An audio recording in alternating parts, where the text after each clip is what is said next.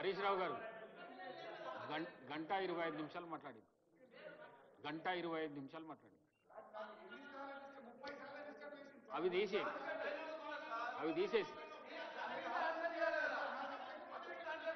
మాట్లాడండి. 5 మినిట్స్లో కన్క్లూడ్ చేయండి. ఏమైతే సార్ అంటే 30 సార్లు వాళ్ళు లేచినప్పుడు నేను దానికి ఆన్సర్ చేయకపోతే నేను తప్పులు పడతా, ఆన్సర్ చేస్తే నా సబ్జెక్ట్ చెప్పుకోలేకపోతున్నా.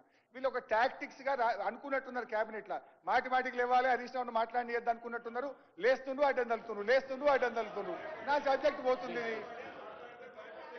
అధ్యక్ష, శ్రీపాద ఎల్లంపల్లి వీళ్ళు 2005లో స్టార్ట్ చేస్తే 2009లో right side homogeneous earth bund was washed away. అదేవిధంగా పాలెంవాగు జలయజ్ఞంలో చేపట్టిన పాలెంవాగు ఇది వరంగల్ జిల్లాలో ఉంటుంది. 2008లో పాలెంవాగు కొట్టుకుపోయింది. 2009లో కూడా పాలెంవాగు కొట్టుకుపోయింది. కడెం ప్రాజెక్టు మీరు కట్టిన కడెం ప్రాజెక్టు 1958లో మొదటి సంవత్సరమే కడెం ప్రాజెక్టు కూడా కొట్టుకుపోయింది. ఇప్పుడు మీరు అధికారంలోకి వచ్చినాక ఎస్ఎల్బిసి కుప్పగూలింది, సుంకిశాల కూలిపోయింది, పెద్దవాగు కొట్టుకుపోయింది, అదేవిధంగా వట్టెం పంప్ హౌస్ మునిగిపోయింది. కానీ ఇట్లా చెప్పుకుంటూ పోతే చాలా ఉన్నాయి.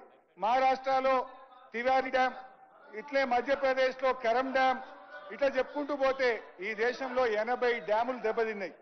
అయితే నేను చెప్పే పాయింట్ ఏంటంటే ఎల్లంపల్లి, పాలెంవాగు, కడెంవాగు ఇవి కాంగ్రెస్ హయాంలోనే కట్టినరు, కాంగ్రెస్ హయాంలోనే కూలిపోయినాయి.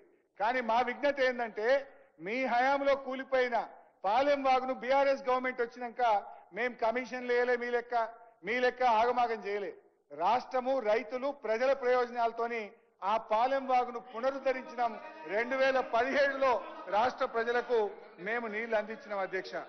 అధ్యక్ష గౌరవనీయులు ఉత్తమన్న గారు మాట్లాడుతూ బ్యారేజీల్లో ప్రపంచవ్యాప్తంగా మా అంటే 2-3 టీఎంసీలు నిలుపుతారు, వీళ్ళు అసలు ఈ బ్యారేజీలలో ఇన్ని నీళ్ళు ఎట్లా నిలుపుతారు అని మాట్లాడిండు.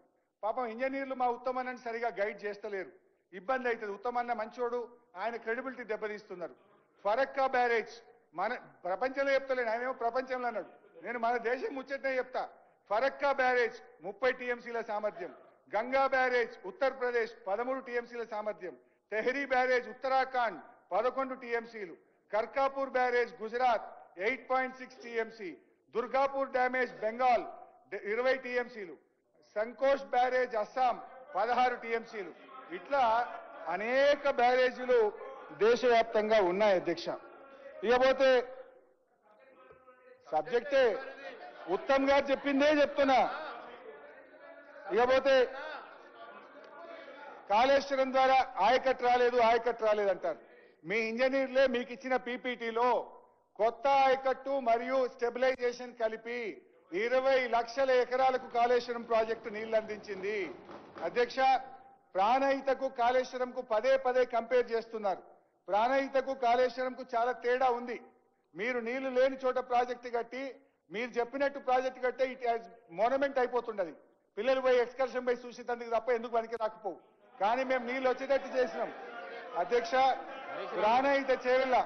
ప్రాణహిత చేవెళ్లలో జలాశయాల సామర్థ్యం 16 టీఎంసీలు, అదే కాళేశ్వరంలో 141 టీఎంసీల సామర్థ్యం కలిగిన 15 రిజర్వాయర్లు కట్టాం. 141 టీఎంసీల రిజర్వాయర్లు కట్టాలంటే ఖర్చు పెరుగుతుందా పెరగదా? అదేవిధంగా నీటి వినియోగం అక్కడ 160, ఇక్కడ 240, అక్కడ ఆయకట్టు 16 లక్షలు, ఇక్కడ 37 లక్షలు, అక్కడ పంపింగ్ సామర్థ్యం 1.8 టీఎంసీ, ఇక్కడ పంపింగ్ సామర్థ్యం మోర్ దాన్ డబుల్ 3 టీఎంసీ. ఆ రోజు మీరు ప్రాణహితలో ల్యాండ్ ఎక్విజేషన్ కు 2 లక్షల ఎకరానికి పెడితే మేము 11 లక్షలకు ఎకరం పెట్టినాం. అధ్యక్ష, అయితే ఒక విషయం ఆలోచించాలి ఉత్తమ్ గారు, ఏ ప్రాజెక్టు కట్టినా ఏ ప్రాజెక్టు కట్టినా దేశంలో మొదటి సంవత్సరం ఆయకట్టు రాదు. మీరు ఎస్ఆర్ఎస్పి ప్రాజెక్టు 1963లో నెహ్రూ గారు శంకుస్థాపన చేస్తే 1977లో ఇందిరాగాంధీ గారు ఇనాగ్రేషన్ చేశారు. మొట్టమొదలు 9 లక్షల ఎకరాలకు నీళ్లు ఇవ్వాల్సిన ఎస్ఆర్ఎస్పిలో ఇందిరాగాంధీ గారు ఇనాగ్రేషన్ చేసినాక ఇచ్చింది 25,000 ఎకరాలు మాత్రమే ఫస్ట్ ఇయర్. అంటే 15 ఏళ్ల తర్వాత దాని పూర్తి ఆయకట్టు వచ్చింది. హరీష్ రావు గారు, కాళేశ్వరం మీద నడుస్తుంది, కాళేశ్వరమే వద్దు, డివైడ్ కాకండి ప్లీజ్. అధ్యక్ష, నాగార్జున సాగర్ ప్రాజెక్ట్ మీరు మన ఎడమ కాలువకు 5.5-6 లక్షల ఎకరాలకు నీళ్లు రావాలి. ఇనాగ్రేషన్ చేస్తే వచ్చింది 90,000 ఎకరాలు మాత్రమే. పూర్తి ఆయకట్టు రావడానికి 5-10 ఏళ్లు పట్టింది అధ్యక్ష. అధ్యక్ష ఈరోజు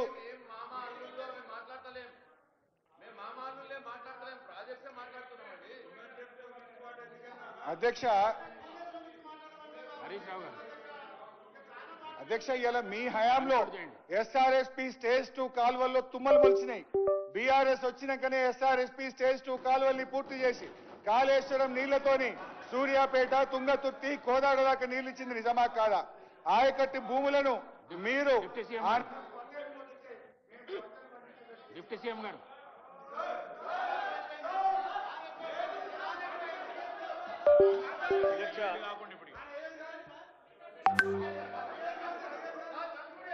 అధ్యక్ష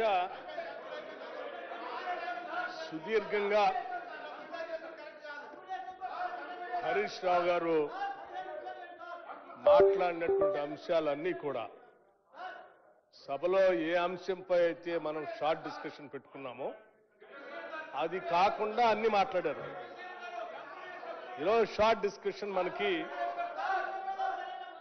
అధ్యక్ష report of honourable mister justice Pinaki Chandra Ghosh, former judge, Supreme Court of India, former chairman Lokpal of India, Commission of Inquiry on construction of barrages at Medigadda, Annaram and Sundilla of Kaleshwaram project.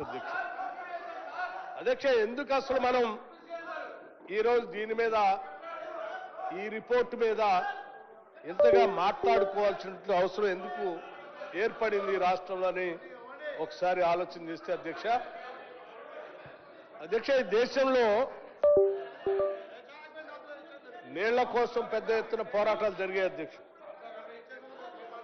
ఆ పోరాటాల్లో తెలంగాణ రాష్ట్రం కూడా పెద్ద ఎత్తున నీళ్ల కోసమే పోరాటం చేసి ప్రత్యేక రాష్ట్రం తెచ్చుకున్నాం అధ్యక్ష.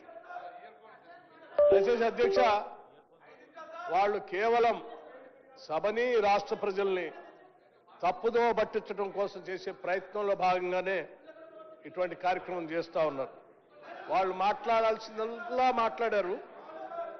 వాస్తవాలు ఈరోజు సభలో సస్పెండ్ అయిపోతారు. చర్చకు వస్తూ ఉంటే అల్లరి చేసి కార్యక్రమం జరగకుండా చూడాలనేటువంటి ప్రయత్నం చేస్తూ ఉన్నారు. సీట్లలో కూర్చోండి ప్లీజ్. యావత్ తెలంగాణ ప్రజానికం, సమాజం, భారతదేశం కూడా ఈరోజు 1,00,000 కోట్ల పైబడి కట్టినటువంటి కాళేశ్వరం రిక్వెస్ట్ చేసిన తెలంగాణ రాష్ట్రంలో కూలిపోతే దానిపైన ఈ రాష్ట్ర ప్రభుత్వం వేసినటువంటి కమిషన్ రిపోర్టు సంబంధించి ఏమిచ్చింది, ఏం చెప్పింది, ఈ ప్రభుత్వం ఏం చేయాలనుకుంటుంది, ప్రజల సొమ్ముకి ఏ రకంగా మనం జవాబుదారీతనంగా ఉండాలని ఆలోచన చేస్తుందని తెలంగాణ సమాజం మొత్తం కూడా ఈ రాష్ట్ర ప్రభుత్వం పైన, ఈ సభ పైన చూస్తా ఉన్నారు అధ్యక్ష. ఈరోజు జరిగేటువంటి చర్చలో కాళేశ్వరం ప్రాజెక్టు గురించి మనం మాట్లాడుకునే ముందు అధ్యక్ష అదేదో ఆషామాషి వ్యవహారం లాగా వాళ్ళు మాట్లాడటం కోసం ప్రయత్నం చేస్తా ఉన్నారు అధ్యక్ష. అది ఆషామాషి వ్యవహారం కాదు అధ్యక్ష. రాష్ట్ర ప్రజలకు సంబంధించిన సొమ్ము ఈ రాష్ట్రం కొట్లాడి నీళ్ల కోసం తెచ్చుకున్న ప్రాజెక్టుల పైన కట్టాల్సినటువంటి ప్రాజెక్టులకు సంబంధించిన అంశానికి సంబంధించిన అంశం అది. ఆనాడు ఉమ్మడి రాష్ట్రంలో డాక్టర్ బాబాసాహెబ్ అంబేద్కర్ ప్రాణేత చేవెళ్ల ప్రాజెక్టుని ఈ తెలంగాణ ప్రాంత ప్రజల కోసం మొదలుపెట్టినటువంటి ఆ ప్రాజెక్టుని త్వరితగతిన పూర్తి చేసుకొని ఈ రాష్ట్రానికి నీళ్లు అందించి ఉంటే ఈ రాష్ట్రంలో ఇప్పటికే దాదాపు అతి తక్కువ డబ్బుతో, అంటే ఉదాహరణకు అధ్యక్ష మీరు మనందరికీ తెలిసిన అంశమే బాబాసాహెబ్ అంబేద్కర్ ప్రాణహిత చేవెళ్లకు సంబంధించినటువంటి ప్రాజెక్టు అధ్యక్ష.